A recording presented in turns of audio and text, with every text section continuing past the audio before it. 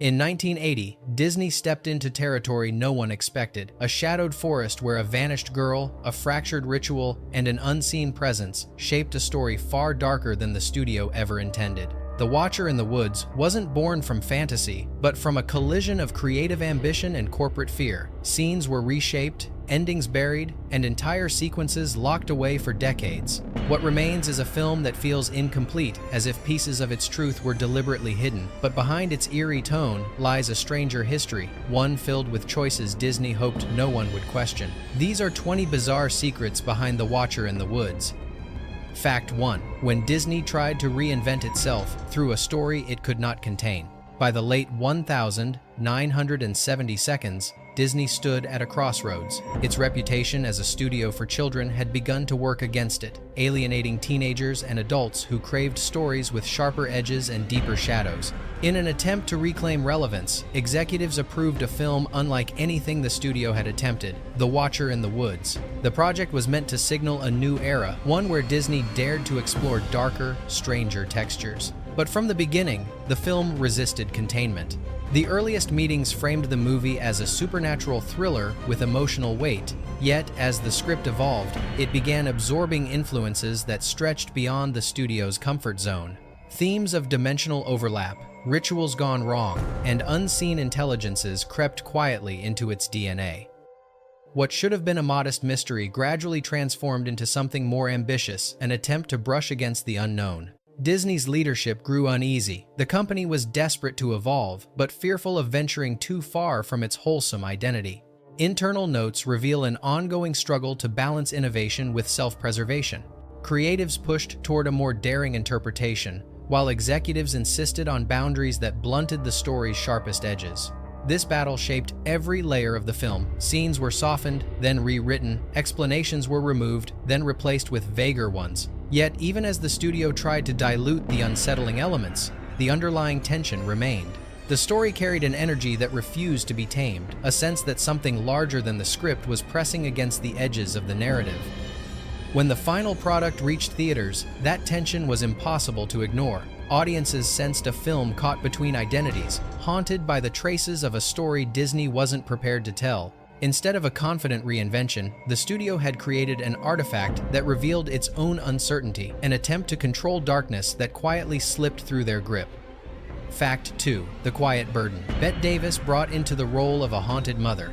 Bette Davis was cast to give The Watcher in the Woods a dramatic backbone, but she delivered something far more enigmatic. Her portrayal of Mrs. Aylwood didn't feel constructed, it felt inhabited. Crew members often remarked that Davis seemed to carry an invisible weight with her, a history she never articulated, but that hovered around her like a second shadow. On camera, this presence translated into an authenticity that elevated the film's emotional stakes. Davis didn't simply act grief, she projected it through the smallest gestures, tightening her jaw before speaking, lingering on reflective surfaces, letting her voice hollow in scenes involving her lost daughter. Her performance made it difficult to separate character from actress. Off-camera, her behavior added another layer of mystery. Davis frequently remained in character between takes, pacing slowly around the Aylwood property with a distant, contemplative gaze. Crew members recalled moments when she stared into mirrors or darkened corners as though expecting something to materialize. These were not theatrical stunts. They were quiet, private rituals that left observers unsettled. Younger cast members felt her intensity most sharply. Lynn Holly Johnson later admitted she approached scenes with Davis differently, sensing the emotional gravity the legendary actress carried. Davis rarely raised her voice, yet her presence commanded silence. Her measured movements and unwavering stillness created the impression that she was listening not to the crew, but to something only she could hear. Some in the crew speculated that Davis connected personally with the narrative of a mother mourning a child. Others believed she simply understood the tone the film needed and leaned into it with calculated precision. Whatever the source, her portrayal became the film's anchor, grounding its supernatural elements in human sorrow. In many ways, Davis became the film's true haunting, not through visual effects or narrative twists, but through the suggestion that her grief extended beyond the boundaries of the script. Fact 3. The early script that hinted at a far more esoteric origin for Karen's fate. Before Disney reshaped The Watcher in the Woods into a more accessible thriller, the first drafts told a story steeped in metaphysical ideas and ritualistic symbolism.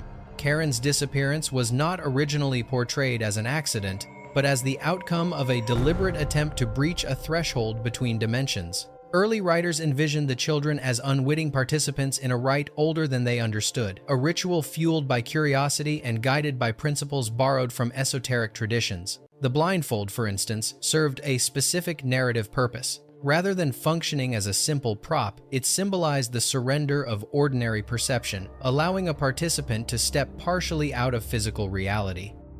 The geometric arrangement of the circle was described with surprising precision, echoing diagrams found in European occult manuscripts.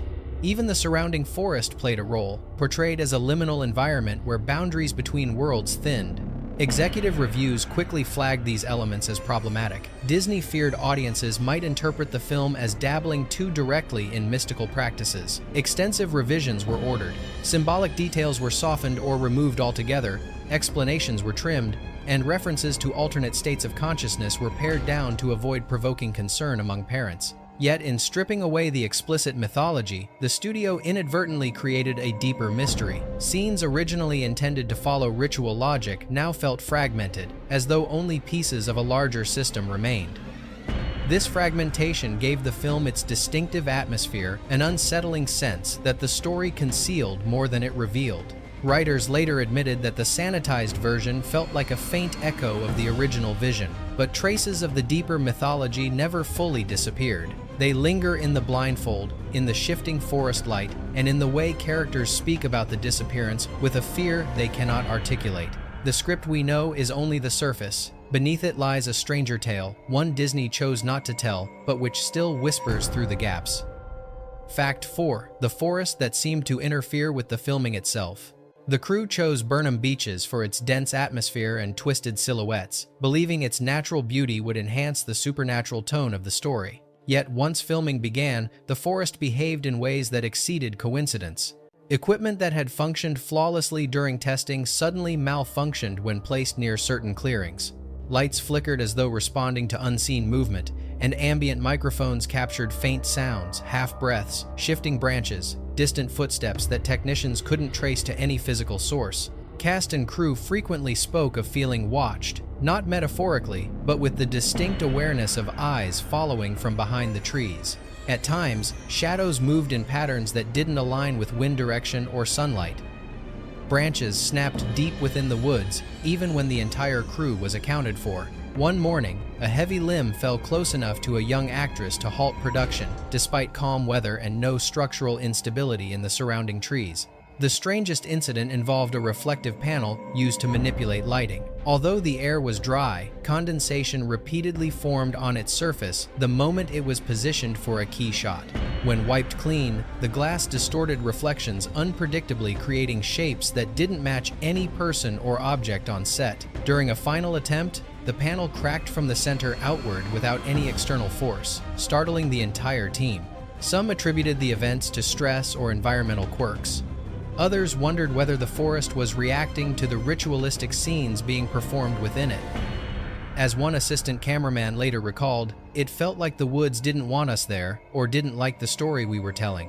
Though no official explanation was ever provided, the crew left Burnham Beaches convinced that the location had shaped the film in ways no script or director could. The forest seemed less like a backdrop and more like a participant, an unpredictable presence woven into the film's atmosphere. Fact 5. The practical illusions that became uncomfortably convincing for theater audiences. Before the era of digital effects, filmmakers relied on physical illusions to create supernatural phenomena. In The Watcher in the Woods, this commitment to practical craftsmanship resulted in visuals that were almost too believable. What appeared subtle and controlled on set became something far more disturbing when magnified on a theatrical screen.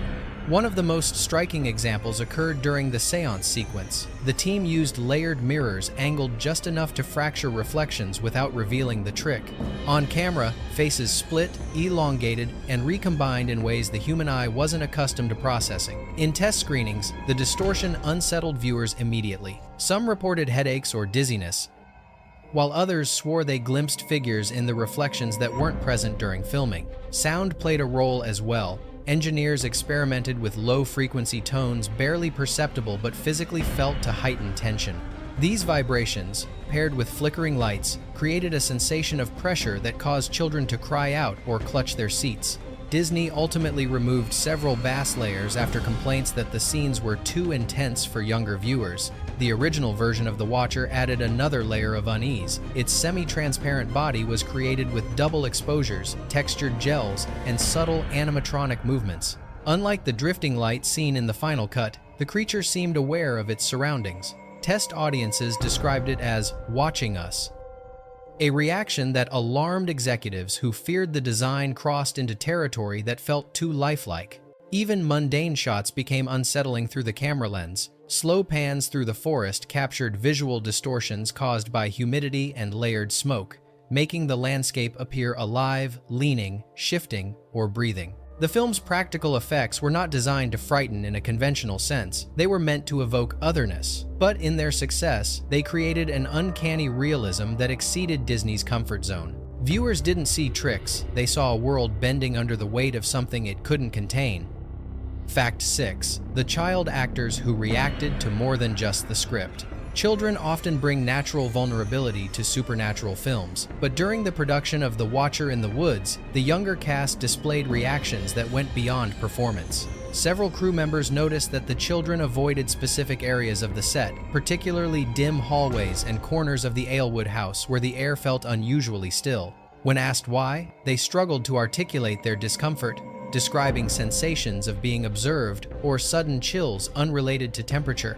Lynn Holly Johnson, portraying Jan, recalled feeling an invisible shift whenever she entered the woods for exterior scenes. She often paused before stepping into frame, scanning the trees with a wariness she couldn't fully explain. During one attic rehearsal, she abruptly froze and insisted she heard someone whisper her name softly in her own voice. Filming halted as the crew searched the space, finding nothing. Kyle Richards experienced vivid dreams throughout production. In them, she drifted through a glowing, fluid environment that responded to her movements, a description eerily similar to conceptual sketches of the dimension where Karen was trapped. Richards had never seen the artwork, yet her dreams mirrored the imagery almost exactly. Their performances reflected this underlying unease. Trembling hands, uneven breathing, and sudden shifts in tone appeared in takes where no direction had prompted such reactions. Directors praised their realism, but privately acknowledged that some moments felt too raw to be purely scripted. One memorable incident occurred between setups. Johnson gazed into the tree line and whispered, "She's close." When questioned, she seemed confused and claimed she didn't remember saying anything. No figure was seen, no movement detected, yet the comment lingered with the crew. Whether the children were responding to atmosphere, suggestion, or something intangible, their reactions added a layer of authenticity that no special effect could replicate. Their fear didn't feel performed, it felt sensed. Fact 7. The real-world anxieties that shaped the creation of Karen. While Karen's disappearance serves as the emotional and supernatural core of The Watcher in the Woods, the character did not emerge from fantasy alone. She was shaped by the cultural climate of the late 1970s, a period marked by rising fears of missing children, sensationalized stories of unexplained vanishings, and widespread paranoia surrounding secret gatherings or occult practices. These anxieties seeped into public consciousness, influencing everything from media narratives to film storytelling. The screenwriters tapped into these fears when developing Karen's role. Rather than portraying her as a passive victim, they crafted her as a symbol of innocence, disrupted a young girl pulled into forces far beyond her understanding. Early notes describe Karen as curious, brave, and dangerously open to the unknown, suggesting that her fate was not random, but the result of a deeper cosmic misalignment. Even the blindfold associated with her character carried metaphorical weight. In early drafts, it represented the surrender of ordinary sight in exchange for a different kind of perception, one that allowed passage into liminal spaces between worlds. Costume designers incorporated subtle folkloric elements as well, faint patterns resembling ritual motifs, stitching inspired by European protective symbols, and fabrics chosen to evoke purity crossed with vulnerability. Strangely, Karen's presence seemed to extend beyond the script. Crew members frequently discovered props linked to her character in unexpected places, folded neatly on a stump, hanging from a branch, or resting on windowsills no one remembered approaching. These incidents weren't frightening in themselves. but they created a sense that Karen had become a phantom within the production, echoing the film's story in unsettling ways. As filming progressed, Karen evolved from a character into a myth within the crew, a representation of the unknown, the unsolved, the uncanny. Her absence, both in the narrative and in the emotional atmosphere on set, shaped the film in ways that remain palpable even now. Karen wasn't just written, she was felt. Fact 8. The ritual elements removed for being too close to actual esoteric practices. The ritual that lies at the heart of Karen's disappearance appears vague and symbolic in the final cut, but earlier drafts reveal a sequence crafted with striking specificity. Writers drew inspiration from European esoteric traditions, incorporating geometric alignments, reflective surfaces, and sensory deprivation techniques meant to evoke the boundaries between physical and metaphysical realms. The ritual wasn't meant to be threatening, it was meant to feel ancient, structured, and governed by unseen laws. Disney executives were taken aback by the authenticity. Internal memos flagged the ritual as too technical, too convincing, and risking misinterpretation. The blindfold tied in patterned knots, the lanterns arranged in a sigil-like formation, and the mirrored surfaces angled to distort perception. These details, while fictionalized, felt uncomfortably similar to documented ceremonial practices. Fearing parental backlash and misreading from the public, Disney ordered the ritual drastically simplified. Symbolic gestures were removed, the geometry softened into randomness, and the mystical logic underpinning the ceremony was erased entirely. In doing so, the film lost the internal coherence the original ritual provided. Instead of guiding viewers through a structured supernatural event, the revised scenes offered only atmospheric fragments. Ironically, the removal made the ritual more unnerving. Audiences sensed intention without explanation, feeling the weight of a system that existed just outside comprehension. Props still carried echoes of the original ritual, such as the lantern's arrangement or the careful handling of the blindfold, but the meaning behind these choices had been stripped away. Crew members later recalled that the simplified ritual felt hollow but haunted, as though something vital had been removed but its imprint remained. The final film presents a ceremony without a name, a rite that gestures toward forgotten rules. The ritual we see is a shadow of its original form, suggestive, incomplete, and perhaps more disturbing because of what it no longer reveals. Fact 9. The deleted scenes that revealed a darker, more unsettling version of the film. Several scenes removed from The Watcher in the Woods hint at a version of the film far more psychologically intense than the one Disney ultimately released. These weren't scenes of violence or explicit danger. Rather, they were moments that evoked an existential eeriness where nature behaved as though guided by unseen will and where characters encountered presences that defied conventional explanation. One deleted sequence depicted the ritual in greater detail. Winds rose not in abrupt gusts but in rhythmic pulses, as if the forest were breathing. A faint figure appeared behind the children, visible only for a fraction of a second, long enough to spark panic in test audiences who believed they had witnessed something the filmmakers hadn't intended. Another removed moment followed Jan during an early morning scene. As she moved through the woods, she came across a silhouette fused with branching shadows. The figure did not move, yet light shifted subtly around its shape, bending in ways that suggested an intelligence observing her. The effect, created through layered projections, unsettled viewers who interpreted the figure as something sentient. A third lost scene involved the Alewood house during a blackout. Mirrors across the hallway fogged in sequence, as though something invisible were passing from one reflection to the next. The final mirror revealed a faint, blindfolded impression before the image evaporated completely. Disney deemed the moment too frighteningly suggestive for family audiences and ordered its removal. These sequences added emotional depth, establishing a world where the supernatural was not merely present but intrusive, altering the environment, distorting perception, and unsettling characters on a psychological level. Their removal left the final film feeling fragmented, as though essential connective tissue had been cut away. The deleted scenes continue to fuel speculation about the film's intended tone. They reveal a project that, at one time, dared to embrace a haunting realism before retreating into safer territory at the studio's insistence. Fact 10. The original Watcher design that was abandoned for feeling too sentient. Before the Watcher was reduced to an abstract glow, it existed in a far more intricate and unsettling form, one the studio ultimately feared. Early concept art portrayed the being as a tall, semi-translucent figure with elongated limbs and a softly pulsating core, suggesting a physiology not designed for the human world. This creature wasn't imagined as a monster, but as an intelligent presence caught between realities, struggling to maintain a coherent shape. To achieve this, the effects team constructed a layered puppet operated with delicate rigging, air bladders, and reflective surfaces that shifted with its movements. Under controlled lighting, the Watcher appeared alive. Its gestures were slow, deliberate, and strangely observational. During test footage, crew members noted that the creature seemed to respond to its environment, tilting its head or retracting slightly when actors approached. Disney executives were disturbed not by fear, but by recognition. The Watcher felt conscious, almost empathetic, and its humanoid intelligence created narrative complications. If it understood the children's actions, did it judge them? Did it choose Karen?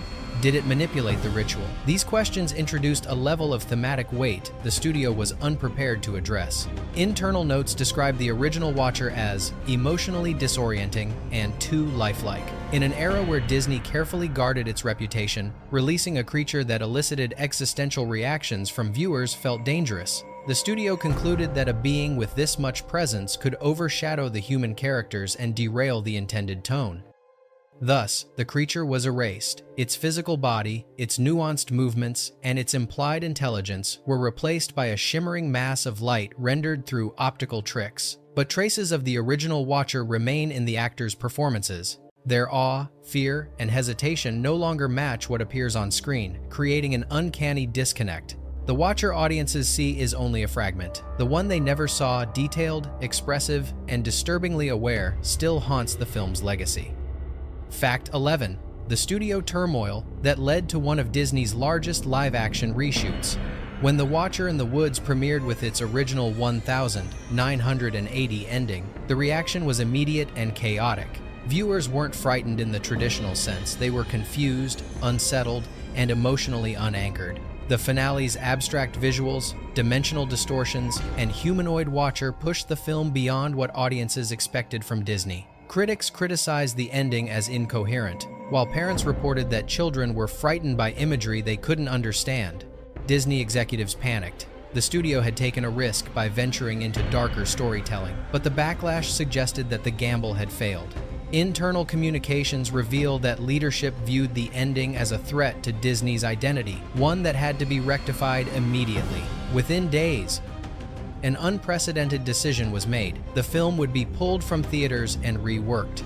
The reshoot process was immense. Sets were reconstructed, visual effects redesigned, and portions of the script rewritten to provide a softer, clearer explanation of events. Key actors were brought back months after production had wrapped, forcing continuity challenges and emotional shifts that didn't always align with the earlier material. Director John Huff saw much of his original vision constrained as new creative advisors stepped in. The focus shifted from cosmic ambiguity to emotional reassurance, from existential mystery to safe supernatural drama. The Watcher's physical presence was eliminated entirely, replaced by a luminous abstraction meant to soothe rather than provoke. Yet, despite the studio's effort, the revised ending introduced its own problems. Scenes filmed before the reshoot carried emotional intensity that no longer matched the softened climax. Characters' reactions felt disproportionate, and the story's thematic arc fractured. What remains remarkable is how dramatically the reshoot reshaped the film's identity. The 1980 version reached toward the unknown. The 1981 version stepped back in fear. The clash between these visions can still be felt in the final cut, a film divided between what it almost became and what the studio forced it to be. Fact 12. How the Watcher's transformation altered the film's emotional gravity. When Disney eliminated the Watcher's physical form and replaced it with a gentle, glowing abstraction, the studio believed it was solving a tonal problem. Instead, it created a deeper rupture, one that altered the emotional rhythm of the entire narrative. The actors had performed their scenes opposite a creature with real movement, weight, and intention. Removing that presence meant their reactions no longer aligned with what appeared on screen. The new Watcher, constructed through layered optical effects, lacked the dimensionality of the original. Its drifting light and whisper-like presence carried none of the tension that the actors had responded to during filming. As a result, their expressions of fear, awe, or disorientation seemed exaggerated in comparison. Viewers sensed the discrepancy, even if they couldn't articulate it. Something important had been erased. Editors attempted to compensate by trimming reaction shots, rearranging scenes, and adjusting pacing. But the underlying issue remained. The story had been built around a tangible being, and replacing it with an amorphous glow left narrative gaps that nothing could fill. The tonal shift also disrupted the buildup of mystery. The film's early sequences hinted at a powerful intelligence influencing the environment, twisting reflections, warping wind patterns, and creating emotional unease. When the Watcher appeared as a benign, floating light, the reveal felt anticlimactic. The sense of cosmic scale collapsed into something gentle and inconclusive. Film historians often point to this moment as the clearest example of two competing visions colliding. One version of the film embraced the unknown, leaning into existential dread. The other sought to comfort, to reassure, to avoid complicated questions. The Watcher's transformation symbolizes this split. In trying to soften the story, Disney inadvertently amplified its strangeness. The absence of the original creature became a presence in itself, a ghost of a design still haunting the film's performances, its pacing, and its unresolved tension. Fact 13. The ritual sequence Disney removed for feeling too convincingly real. Among the most talked about lost moments from The Watcher in the Woods is the original version of the ritual that triggered Karen's disappearance.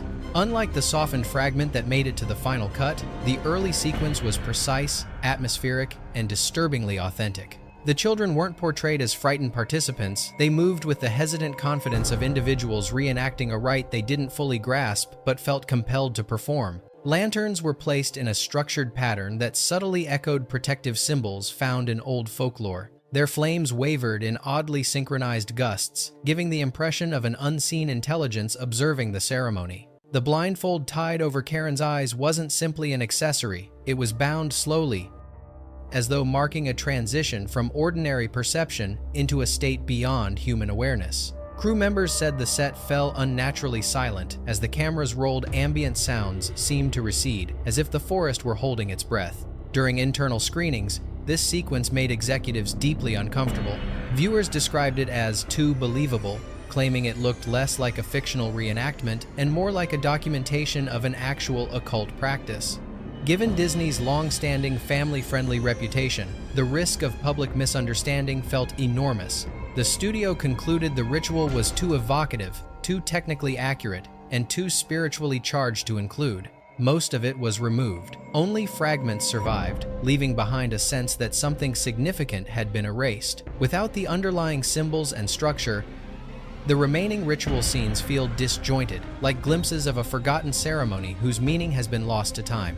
Even today, cast and crew recall the energy of filming that sequence, how the forest seemed to darken, how the air thickened, and how everyone felt unusually aware of their surroundings. What remains of the ritual in the final cut is only the surface. The heart of it, the version that felt real, was buried before audiences ever had the chance to see it. Fact 14. The supernatural forest fire that was cut for being too mystical in tone. One of the film's most visually ambitious sequences, a forest fire that burned without consuming anything, was removed before release. Conceived as a metaphor for the dimensional fracture caused by Karen's disappearance, the scene portrayed flames drifting through the woods like sentient light, illuminating trees that remained untouched by heat. Rather than destruction, the fire suggested revelation, as though exposing the invisible boundary between worlds. To achieve the effect, the crew combined optical overlays, reflective panels, and choreographed movement from performers who manipulated light like flowing currents. When viewed through the camera, the result was hypnotic.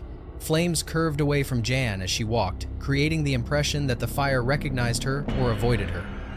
The forest shimmered in warm, surreal hues that defied natural physics. But the scene proved too powerful for test audiences. Many interpreted it not as a symbolic vision, but as a literal manifestation of supernatural energy, responding consciously to the protagonist. Some viewers described the fire as alive, others as guiding, interpretations that alarmed executives worried about how far the film seemed to drift from grounded storytelling. Beyond audience reaction, the sequence threatened to overshadow the climax. Its emotional weight was immense, offering a glimpse of a cosmic ecosystem more complex than anything the final script attempted to explain. Disney feared it would raise questions the film had no space to answer.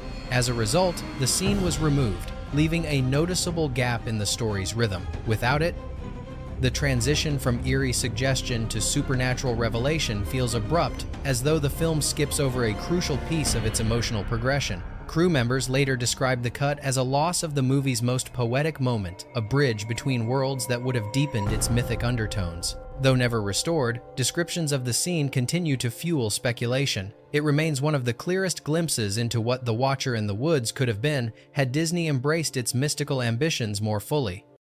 Fact 15. The blink and you miss it shot that test audiences insisted showed a real presence. Among the deleted fragments from the film, one particular 2-second shot has gained a kind of folklore among those who worked on the production. It appeared during a dusk sequence, with Jan moving cautiously between narrow trees. In the background, barely visible through the tangle of branches, a shadow seemed to shift in a way no one had choreographed. What makes this moment extraordinary is that the figure wasn't intentional. It was a trick of lighting a warped silhouette cast by irregular tree shapes and a slight misalignment of a reflector board. But when projected in the theater, the shadow gave the unmistakable impression of a being leaning forward. Observing January, some viewers claimed it had form. Others insisted they saw eyes. One test audience member reportedly left the screening, convinced the film had captured something authentic and unintended. Disney executives reacted immediately. They feared the moment would fuel rumors about paranormal imagery slipping into the film, something that could spark controversy far beyond artistic critique. The studio was already navigating the delicate balance of producing a supernatural thriller without alienating family audiences. A shot that viewers believed showed a real apparition was unacceptable. The footage was cut, replaced with a static, neutral background. Yet those who witnessed the original shot maintained that it carried a power the replacement lacked. It wasn't frightening because it was graphic. It was frightening because it felt accidental, as though the camera had briefly revealed something it shouldn't have. This tiny moment, lost to edits, has become a symbol of the film's mystique. It represents the thin line. The Watcher in the Woods walked between fiction and perceived reality, between crafted illusion and the eerie authenticity audiences brought to the experience. To this day, no surviving copy of the shot has been confirmed. It lingers instead in memory and rumor, a fleeting presence that vanished almost as soon as it appeared, much like the Watcher itself. Fact 16. The 1980. Ending audiences rejected for feeling too alien and untethered. When The Watcher in the Woods premiered with its original ending, audiences were shaken not by fear in the traditional sense, but by a sense of profound dislocation. The conclusion abandoned the grounded suspense of earlier scenes and plunged viewers into a surreal encounter between worlds. The Watcher emerged in a humanoid form that defied easy categorization, its movements bending in ways that seemed to break the rhythm of normal physics. Karen reappeared through flickering overlays that made her seem unstable, as though still partly trapped in a place she wasn't meant to leave. What filmmakers intended as a moment of cosmic revelation was interpreted by audiences as emotional dissonance. Many felt that the finale belonged to an entirely different film, one steeped in abstract metaphysics and existential dread. Critics described it as otherworldly, without purpose, confused by the abrupt shift from slow-building mystery to unrestrained surrealism. Parents complained that the imagery felt deeply unsettling for young viewers, not because it was violent, but because it conveyed a kind of alien intelligence they couldn't explain. Disney executives recognized the danger immediately. Instead of drawing audiences into a larger mythology, the ending severed their connection to the story. Viewers sensed meaning behind the imagery but couldn't decode it. The studio feared the strange, ambiguous climax would create controversy and diminish its already fragile reputation during a period of creative uncertainty. Internally, staff described the original ending as too foreign, too strange, and emotionally inaccessible. Some believed it approached cosmic horror, a genre built not on monsters, but on the terror of encountering something far beyond human comprehension. That was not a direction Disney was prepared to embrace. Within weeks, the film was withdrawn from theaters. The 1980 ending, daring but discordant, disappeared almost overnight, yet its absence only amplified its mystique. In retrospect, It reveals a glimpse of a version of the film that was willing to challenge audiences with discomfort instead of comforting them, and it remains the purest expression of what The Watcher in the Woods might have become without studio intervention. Fact 17. The shelved alien ending that made The Watcher feel too intimate, too intelligent. Of the 3 endings created for the film, none has sparked more speculation than the so-called alien ending. In this version, the Watcher appeared not as a spectral glow or an undefined abstraction, but as a fully embodied extraterrestrial being, tall, graceful, luminous, and undeniably aware. Its movements were gentle, almost sorrowful, as it carried Karen back into the human world, offering her to her mother with a deliberate tenderness that startled test audiences. Rather than resolving confusion, the alien's presence amplified it. Viewers weren't frightened, they were unsettled in a deeper, more existential way. The creature looked as though it understood the consequences of the accident that trapped Karen decades earlier. Its expressive gestures, carefully coordinated through intricate puppetry and lighting effects, suggested empathy and intelligence bordering on human connection. Disney executives quickly realized the implications. If The Watcher was a sentient extraterrestrial, the film shifted genres entirely. It was no longer a supernatural thriller, but a science fiction parable. That change raised questions the studio was unprepared to answer. Why had the alien been observing the children? Had the ritual triggered contact? Was the Watcher acting with purpose or desperation? Beyond the thematic complications, the alien's physical presence posed a marketing challenge. Its design was too defined, too striking, too thoughtful. Parents might interpret the creature as an embodiment of extraterrestrial intervention, a topic already fraught with cultural tension in the late 1970 seconds and early 1980 seconds. Executives decided the alien ending was too bold, too explicit, and too potentially controversial to release. They feared audiences would read intentions into the film that had never been part of Disney's vision. So the ending was buried, replaced by something safer and more ambiguous. But its existence adds a fascinating layer to the film's legacy. It represents the version of The Watcher in the Woods that embraced its cosmic roots instead of retreating from them, a version where the Watcher was not a ghost, but a mind. Fact 18. The revised 1981 ending that softened the film but fractured its emotional core. When Disney elected to reshoot the ending in 1981, the primary goal was clarity. The studio wanted a conclusion that reassured audiences rather than confounded them. The solution was to remove the humanoid Watcher entirely and replace it with a soothing, amorphous glow accompanied by a gentle voice. In this version, the Watcher became a benevolent presence, an otherworldly guardian, rather than a mysterious intelligence. However, this revision created an unexpected consequence: emotional incoherence.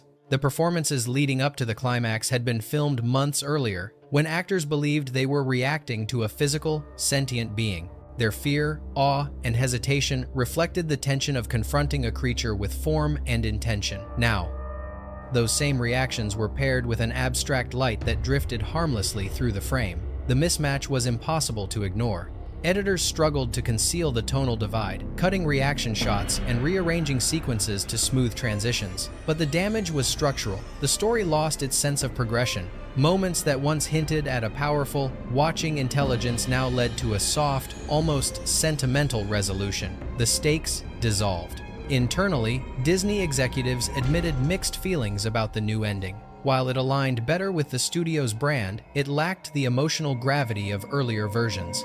The mystery that had defined the film's tension evaporated in favor of a straightforward, comforting explanation. Yet the most profound loss was thematic. The film's early acts build toward a confrontation with the unknown reflections that distort. Winds that respond, moments that suggest consciousness woven into the environment. The glowing Watcher offered no payoff to these clues. The climax felt detached from the journey, leaving audiences with the sense that something vital had been removed. The 1981 ending rescued the film from controversy, but left it divided, part thriller, part spiritual fable, part compromise. It stands as the clearest evidence of Disney's struggle between ambition and fear, revealing a studio unwilling to follow its own story into darker territory. Fact 19. The quiet withdrawal that turned the film into a lost Disney anomaly. When Disney abruptly pulled The Watcher in the Woods from theaters in 1980, the decision left audiences and critics baffled. This was not a minor release pulled for poor box office performance, but a studio-backed project withdrawn with almost no explanation. Official statements cited the need for technical adjustments, but internally, the studio feared something far larger: that the film's eerie tone and unsettling imagery threatened to disrupt Disney's fragile public identity. For nearly a year, the film existed in an unusual state of liminality. Promotional materials disappeared, press outreach was halted, and employees were instructed to avoid discussing the project. Unlike other titles that quietly faded from circulation, The Watcher in the Woods seemed to be actively erased. This silence created the impression of a cover-up, fueling rumors that something in the film, especially its ending, had provoked a reaction far beyond what the studio anticipated. Those who had seen the original theatrical cut described its finale with growing exaggeration: a creature too lifelike, a sequence too abstract, a climax too unsettling for Disney's brand. These stories spread through fan communities and industry circles, building a mythology around the film's disappearance. The more Disney withheld, the more people speculated about the truth. When the revised version finally resurfaced in 1981, it arrived with minimal fanfare. The differences were immediately noticeable. Scenes were rearranged, visual momentum shifted, and the emotional trajectory no longer matched what viewers remembered. Some believed they had misremembered the 1980 cut. Others were convinced Disney had removed significant portions of the film. Over time, this withdrawal transformed The Watcher in the Woods into a cinematic legend, a film defined not only by what appeared on screen, but by what didn't. The missing year became part of its identity, marking it as a rare moment when Disney encountered a story it couldn't fully control. Rather than clarifying the film, the withdrawal deepened its mystery, turning a troubled release into a cult artifact whose gaps invite endless interpretation. Fact 20. How the rediscovery of the three endings changed everything we thought we knew. For decades, most viewers assumed The Watcher in the Woods ended only one way, with the soft, glowing finale released in 1981. Rumors of alternate endings circulated among collectors, but without proof, they felt like urban legend stories, invented to explain the film's tonal inconsistencies. Then, in the early 2000s, archival restorations revealed the truth. 3 distinct endings had been filmed, each offering a radically different interpretation of the Watcher's nature. The first was the 1980 theatrical ending, a chaotic blend of dimensional imagery and humanoid movement that audiences found deeply alienating. The second was the infamous Alien ending, where the Watcher appeared as a sentient extraterrestrial, gentle yet disconcertingly aware.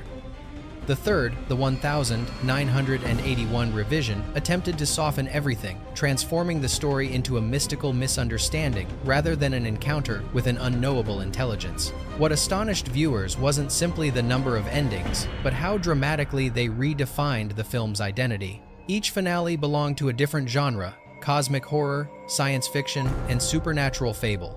This shifting identity revealed a studio torn between artistic exploration and brand protection. The different endings exposed Disney's internal struggle, how far it was willing to push its storytelling, and how quickly it retreated when the results felt too unsettling. Scholars now view the 3 endings as a roadmap of the film's evolution. They highlight the creative tension between bold ideas and corporate caution, between filmmakers seeking to ask difficult questions and executives determined to avoid them. The rediscovery validated long-standing suspicions that the film audiences received was only one version of a much larger, fractured narrative. Today, The Watcher in the Woods is no longer judged solely on its final cut. It is studied as a puzzle, one whose pieces reveal what Disney pursued, rejected, and concealed. The 3 endings transformed the film from an anomaly into a phenomenon, proving that sometimes the most fascinating stories are the ones hidden behind what we're allowed to see. Bonus fact: the lost dimensional sequence that became the film's most enduring mystery.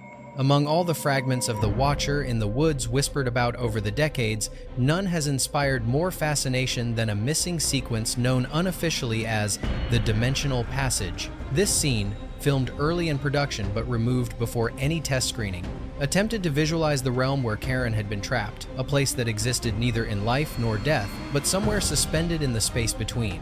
According to scattered accounts from cast and crew, the sequence depicted Karen floating in an environment that behaved like a living consciousness. Light did not simply illuminate her, it flowed around her, bending and curling as though responding to her heartbeat. The background was described as shifting layers of color and shadow, moving with the rhythm of underwater currents, yet governed by no recognizable physical laws. Nothing in the scene remained still. The world itself seemed to breathe. The Watcher appeared too, not as a creature with form, but as a distortion in the fabric of the space, a silhouette carved from absence, seen only by the way light recoiled from it. Those who witnessed the footage described the moment as intimate and unsettling, a portrayal not of a monster but of a being attempting communication across a boundary, neither dimension fully understood. To create the sequence, the filmmakers experimented with techniques far ahead of their time, including underwater cinematography, layered smoke plates, refracted lighting, and slow-motion overlays designed to evoke a sense of drifting consciousness. The resulting imagery was mesmerizing, but it also risked pushing the film into metaphysical territory Disney was unwilling to explore. Executives deemed the footage too ambiguous, too emotionally intense, and too open to interpretation. They feared audiences, especially younger viewers, might see the other side as a symbolic representation of death or spiritual limbo. Concerned about the implications, the studio removed the entire sequence. What became of it afterward is uncertain. Some believe it was archived under a mislabeled reel. Others suspect it was destroyed to prevent future controversy. Its absence is still felt in the final film. Viewers recognize that something essential is missing, a visual bridge between Karen's disappearance and her return. The lost dimensional scene remains the film's greatest phantom, a glimpse into a version of the story that dared to show what lies beyond the veil.